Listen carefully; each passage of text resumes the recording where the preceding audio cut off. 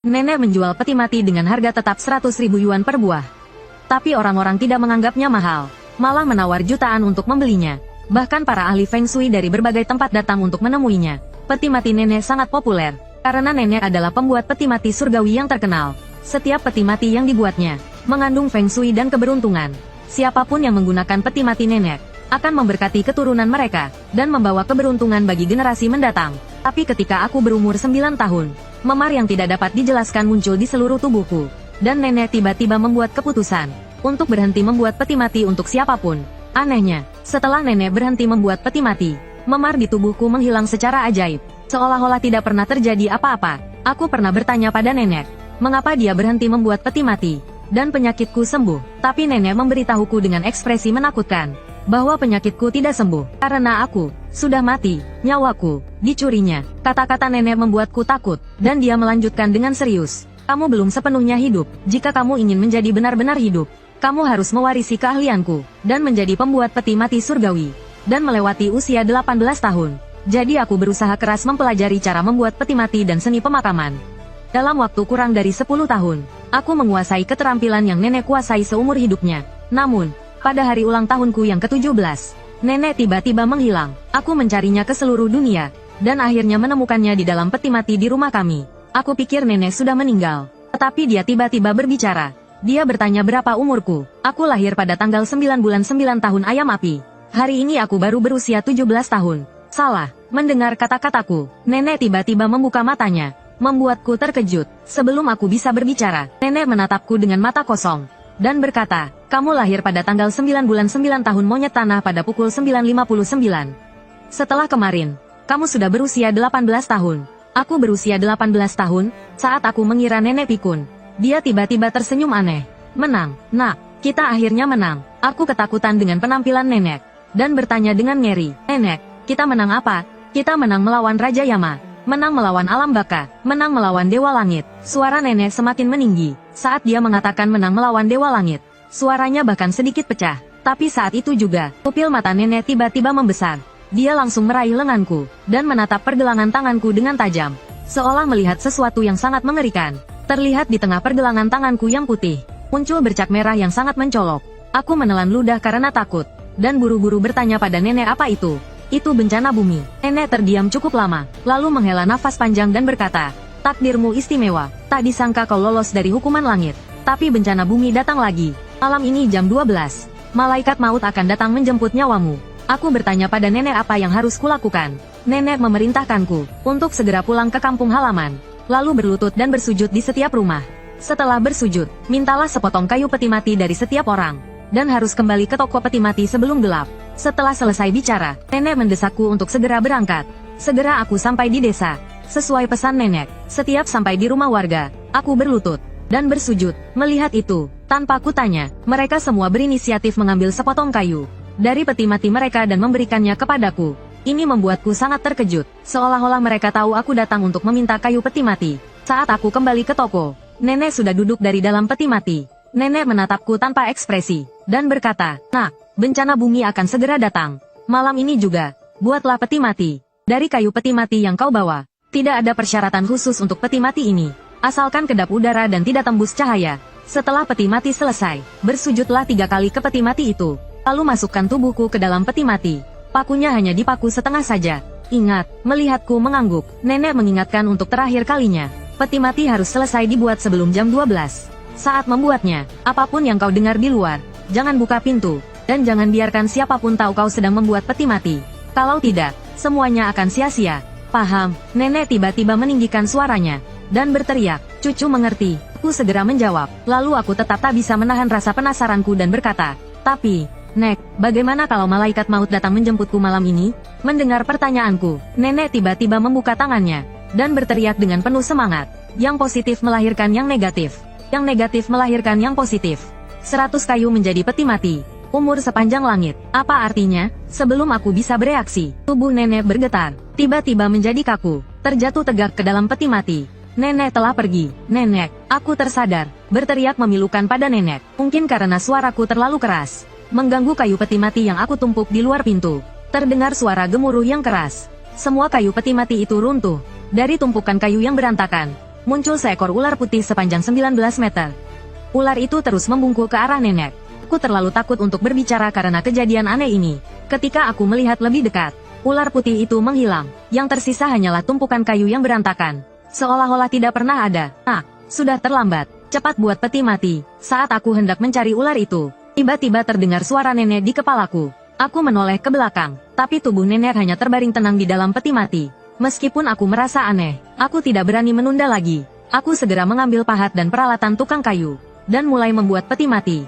Tok, tok, tok. Dengan suara pahat yang terdengar berulang kali, peti mati mulai terbentuk. Tapi saat itu, tiba-tiba terdengar ketukan di pintu. Selarut ini, siapa yang mengetuk? Aku hendak bertanya, tapi aku teringat pesan nenek sebelum meninggal. Jadi aku pura-pura tidak mendengar apa-apa, dan melanjutkan memahat peti mati. Namun, saat itu juga, suara manis terdengar dari luar toko peti mati. Xiao Wu, ini aku, Jiang Ying'er. Buka pintunya, Jiang Ying'er. Jiang Ying'er adalah gadis tetanggaku. Aku pernah menyukainya. Sayangnya, dia memandang rendahku karena aku seorang pembuat peti mati. Sejak itu, aku tidak pernah berhubungan dengannya lagi. Bukankah Jiang Ying'er seharusnya kuliah? Kenapa dia ada di luar toko peti mati? Xiao Wu, bukankah kau menyukaiku? Biarkan aku masuk. Aku akan setuju untuk bersamamu. Aku akan tidur denganmu malam ini. Kau tidak ingin mencoba tubuhku? Kata-kata Jiang Ying'er membuatku berhayal. Tapi aku bukan orang yang berpikir dengan nafsu. Semakin Jiang Ying'er seperti ini, aku tahu, aku semakin tidak boleh membuka pintu. Aku mengabaikan suara-suara di luar, dan terus membuat peti mati. Xiao Wu, ada banyak hantu di luar. Bukakan pintunya, biarkan aku masuk dan bersembunyi. Ya, suara Jiang Ying'er di luar pintu tiba-tiba meninggi, dan teriakannya tentang hantu yang mengejarnya membuatku terkejut. Apakah benar ada hantu yang ingin menyakiti Jiang Ying'er? Jadi aku meletakkan alatku, berjalan ke pintu dan mengintip melalui celah pintu. Untuk melihat keluar, aku melihat Jiang Ying'er berdiri di depan toko, dengan wajah cemas dan ketakutan. Dia terus melihat ke belakang. Aku melihat ke arah belakang Jiang Ying'er. Lebih baik tidak melihat. Saat melihatnya, kakiku langsung lemas. Di belakang Jiang Ying'er, berdiri banyak bayangan hitam. Sebagai seseorang yang berurusan dengan orang mati, aku langsung tahu bahwa orang-orang di luar itu bukanlah manusia hidup. Mengapa ada begitu banyak orang mati? Apakah orang-orang mati ini mengincar Jiang Ying'er? Atau aku? Saat aku sedang berpikir, Jiang Ying'er melihatku. Dia berlutut di luar pintu, dan berteriak dengan cemas kepadaku. Zhou Xiaowu, bukakan pintunya, biarkan aku masuk dan bersembunyi. Nenek selalu mengajariku untuk tidak ikut campur dalam karma orang lain. Jika aku membiarkan Jiang Ying'er masuk, aku akan menanggung akibatnya. Aku harus menanggung konsekuensi dari balas dendam hantu-hantu di luar sana. Aku tidak bisa menyelamatkannya, meskipun secara moral aku merasa bersalah. Tanpa keyakinan penuh, aku tidak bisa mempertaruhkan nyawaku. Jadi aku memilih untuk mengabaikan wanita di luar pintu. Dan sekarang sudah jam 11 malam. 1 jam lagi, utusan dari alam baka akan datang menjemputku. Memikirkan hal itu, aku cepat-cepat menyumbat telingaku dengan kapas. Dan tidak lagi mendengarkan suara apapun dari luar. Aku terus membuat peti mati. Akhirnya, sebelum jam 12, aku menyelesaikan papan peti mati terakhir. Sesuai pesan nenek, setelah peti mati kayu selesai dibuat, aku berlutut dan bersujud 3 kali ke peti mati. Kemudian membaringkan nenek ke dalam peti mati. Lalu aku menutup peti mati. Lonceng jam 12 tiba-tiba berbunyi. Jamzi, bencana bumi, petir menyambar, menerangi seluruh malam. Dengan bantuan cahaya kilat, aku melihat bayangan, 2 sosok tinggi dan kurus di jendela kertas. Mengenakan topi berbentuk kerucut, duo hitam putih. Duo hitam putih belum masuk. Aku merasakan tekanan yang kuat. Sampai-sampai kakiku gemetar tak terkendali. Saat itu, sebuah tangan pucat tiba-tiba menarik lenganku dari belakang. Orang itu menarikku dengan kuat dan melemparkanku ke dalam peti mati kayu yang baru saja kubuat. Yang membuatku heran, peti mati itu kosong. Jenazah nenek lenyap. Kemana nenekku? Sebelum aku sempat bereaksi, tutup peti mati itu melayang dan menutup dengan suara gedebuk. Duniaku seketika menjadi gelap gulita. Aku hanya mendengar 7 ketukan paku peti mati dari luar. Dari kekuatan ketukan itu, aku bisa tahu bahwa orang di luar itu tak lain adalah nenekku. Mengapa nenek memaku aku di dalam peti mati yang kubuat sendiri? Dengan tertancapnya paku terakhir, semuanya menjadi hening. Tak lama, 2 cahaya biru muncul di dalam peti mati. Dalam cahaya redup itu, kulihat seekor ular putih besar melilit tubuhku, mencengkeramku erat. Anehnya, aku tidak merasa sesak, malah terasa hangat. Yang lebih mengejutkan, tanda biru di pergelangan tanganku memudar.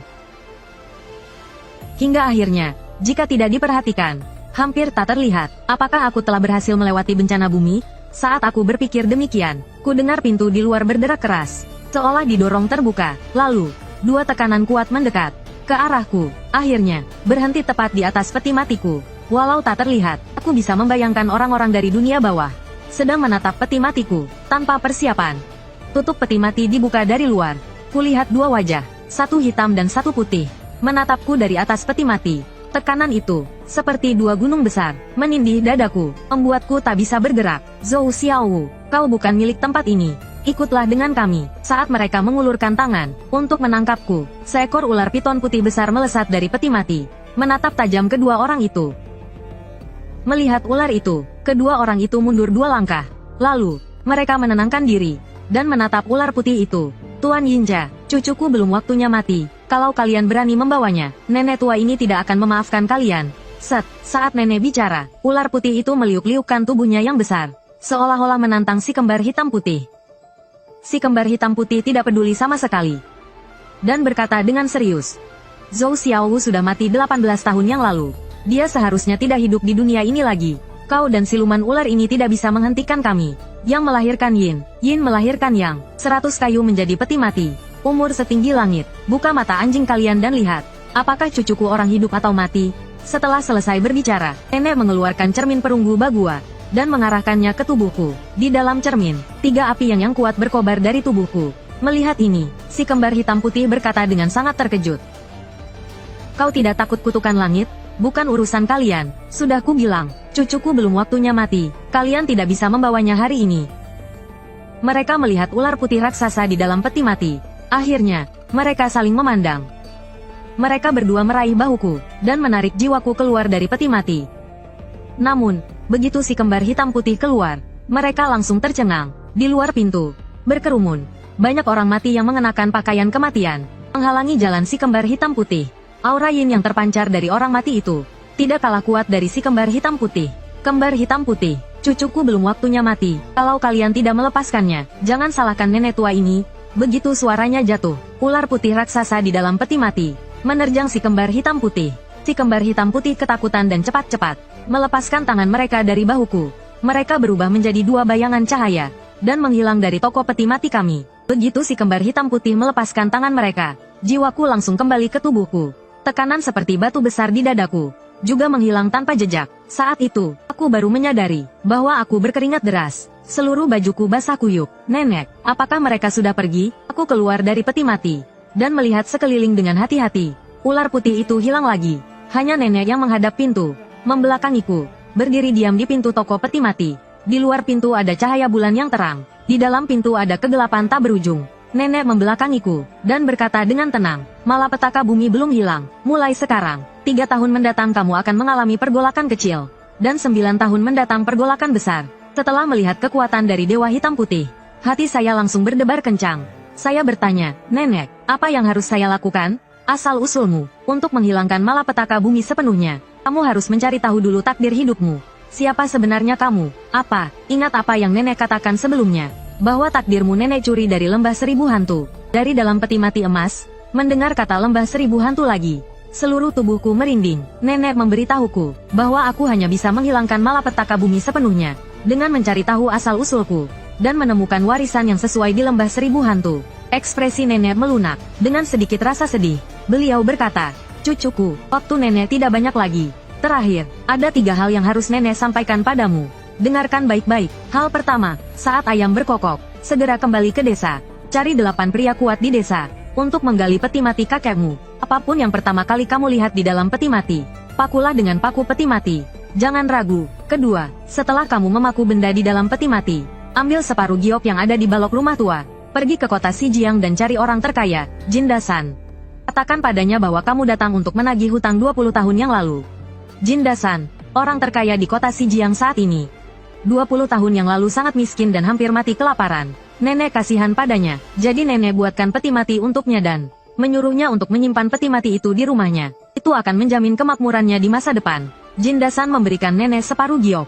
Selama kamu membawa giok ini, apapun yang kita minta, dia akan berikan, dan kamu harus menikahi cucunya satu-satunya. Dengan begitu, orang-orang dari alam baka tidak akan berani mengganggumu lagi. Dan malapetaka bumi juga akan hilang. Dengan sedikit ragu, saya bertanya, bagaimana jika dia ingkar janji? Atau jika cucu Jindasan tidak menyukai saya? Lalu apa yang harus saya lakukan? Jika cucu Jindasan tidak menyukaimu, Carilah cara agar dia menyukaimu. Tetapi, jika Jin Dasan ingkar janji, keluarga Jin pasti akan mengalami bencana. Saat itu, jangan banyak bicara. Bantulah keluarga Jin mengatasi bencana tersebut. Setiap kali kamu mengatasi satu bencana, tanyakan pada Jin Dasan apakah dia setuju dengan pernikahanmu. Jika setelah 3 bencana, keluarga Jin masih belum setuju, kau tak perlu ikut campur masalah keempat. Orang lain berhutang, aku masih harus bantu urus 3 masalah lainnya. Kenapa begitu? Saat aku bertanya, Nenek Bai kembali menatapku. Aku melihat mata Nenek Bai memancarkan cahaya hijau seperti mata setan. Sudut bibirnya juga membentuk senyum menyeramkan. Ia berkata, semakin besar hutang keluarga Jin pada kita, semakin besar pula masalahnya. Saat masalah keempat tiba, selain kau, tak ada yang bisa mengatasinya. Saat itu, keluarga Jin pasti akan setuju menikahkan putrinya. Tapi ingat, saat itu tiba, kau harus menolak. Aku langsung bingung. Bukankah bersama Nona Jin bisa menghindarkan bencana bumi? Kenapa akhirnya aku harus menolaknya? Kau ingin tahu kenapa? Nenek Bai seakan membaca pikiranku. Ia bertanya. Nenek Bai tidak berbasa-basi. Ia berkata, cinta yang dipaksakan tak akan bahagia. Meskipun kalian bersama, tak akan ada akhir yang baik. Aku baru mengerti. Ternyata Nenek Bai ingin keluarga Jin menerimaku dengan tulus, bukan karena terpaksa. Lalu aku bertanya, lalu masalah keempat, apakah aku masih harus membantunya? Tentu saja, tapi kau harus meminta cermin pusaka dari Nona Jin. Cermin pusaka? Tanyaku bingung. Jangan remehkan cermin itu. Itu adalah cermin tulang naga. Pusaka Feng Shui yang telah hilang selama ribuan tahun. Cermin itu terbuat dari tulang naga, dan bisa mengintip takdir. Tentu saja juga bisa melihat asal-usulmu. Kau hanya perlu mendapatkan cermin itu. Lihat siapa dirimu sebenarnya, lalu temukan warisanmu. Kutukan langit dan bumi pun tak akan bisa menyentuhmu. Takdirmu akan benar-benar berada di tanganmu sendiri. Kata-kata Nenek Bai menunjukkan jalanku. Terakhir, ingat, sebelum masalah keluarga Jin selesai, kau tidak boleh berhubungan dengan wanita manapun, dan tidak boleh membantu siapapun melihat nasib mereka. Seberapa dekat atau kasihan pun kau padanya, seberapa menyedihkan pun mereka, kecuali orang itu memiliki kayu 5 elemen. Kayu 5 elemen? Apa itu? Selama bertahun-tahun bekerja, aku belum pernah mendengar hal seperti itu. Logam, kayu, air, api, tanah, adalah 5 elemen yin dan yang. Sebelum langit dan bumi tercipta, energi 5 elemen yin dan yang sudah ada, dan kayu 5 elemen mengandung energi 5 elemen paling murni. Mendapatkan sepotong kayu 5 elemen, semua bisa memurnikan takdirmu, meningkatkan kekuatanmu secara kualitatif. Jika kelima potongan kayu itu terkumpul, kau bisa menggunakannya untuk membuat peti mati 5 elemen. Setelah peti mati 5 elemen selesai dibuat, kau akan bisa bertemu nenek lagi. Membuat peti mati 5 elemen, bisa bertemu nenek lagi. Aku kembali bersemangat. Saat itu, terdengar kokok ayam dari kejauhan.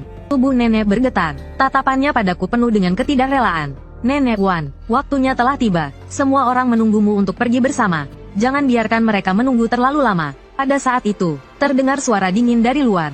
Suara tanpa emosi itu, sepertinya bukan suara manusia. Aku mengikuti suara itu, dan melihat keluar. Dalam kegelapan malam, bayangan-bayangan hantu yang tak terhitung jumlahnya di luar, mendekat ke toko peti mati kami. Mereka bukan datang untuk mencelakai Jiang Yinger, melainkan untuk menjemput nenek. Jika aku membuka pintu tadi malam, nenek akan dijemput saat itu juga. Dan tidak ada yang membantuku melawan si kembar hitam putih. Memikirkan itu, aku menarik napas dalam-dalam. Nak, nenek akan pergi. Ingat, dunia Feng Shui sangat rumit. Jangan mudah percaya siapapun selain dirimu sendiri. Setelah selesai bicara, nenek melayang keluar dari toko peti mati, menyambut nenek Wan. Saat nenek berjalan ke depan bayangan hitam, bayangan-bayangan itu berlutut di hadapan nenek. Ini sembah 1000 hantu. Konon hanya orang besar dengan jasa tak terhingga yang pantas mendapatkannya. Di seluruh dunia Feng Shui, orang yang bisa menikmati perlakuan seperti ini, tidak lebih dari 10. Ketika aku tersadar, dan ingin keluar untuk mengantar nenek, tiba-tiba angin dingin bertiup dari luar toko. Ribuan lembar uang kertas kuning berjatuhan entah dari mana. Setelah uang kertas beterbangan, nenek dan mereka menghilang di hadapanku. Nenek, semoga tenang di sana. Menghadapi nenek yang menghilang di tengah hujan deras, aku bersujud ke arah nenek.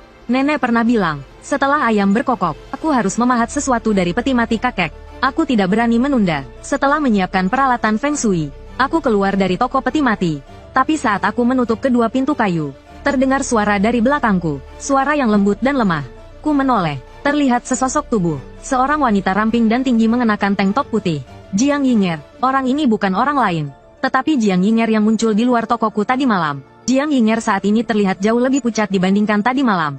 Terutama di lehernya, terdapat 2 bekas telapak tangan hitam. Tanda hantu. Aku langsung mengenali bekas telapak tangan di leher Jiang Yinger. Kedua bekas telapak tangan itu jelas merupakan tanda hantu. Yinger dicekik hantu tadi malam. Sekarang, Energi hantu telah merasuki seluruh tubuh Jiang Yinger. Jika dia tidak mendapatkan energi yang, maka Jiang Yinger pasti akan meledak dalam 3 hari.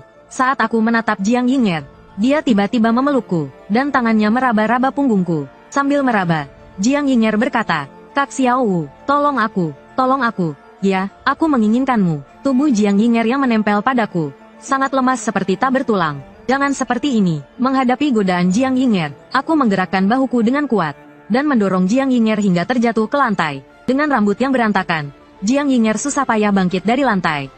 Dalam posisi berlutut di depanku. Aku mengerti, kau ingin merayu dulu, kan?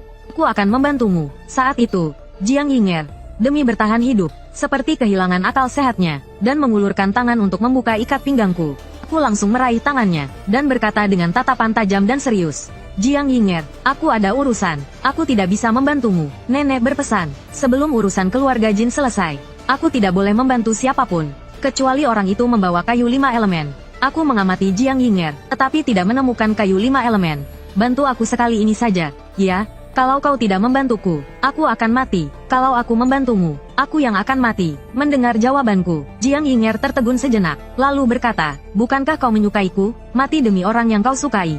Apa itu tidak boleh? Kau gila, ya?" Melihat sikapku yang keras, Jiang Yinger tiba-tiba berdiri, dan berteriak padaku dengan marah, "Zhou Xiaowu, kalau kau tidak menyelamatkanku, aku akan menjadi hantu gentayangan dan tidak akan melepaskanmu.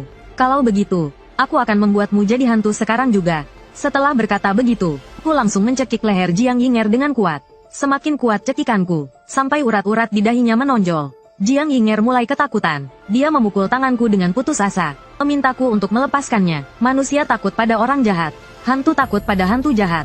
Saat menghadapi ancaman orang mati, kita tidak boleh kalah. Kalau tidak, kita benar-benar bisa diganggu.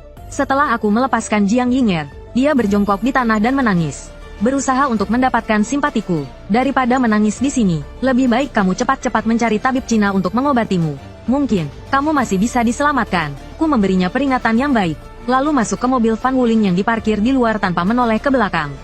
Aku melaju kencang ke arah makam kakekku.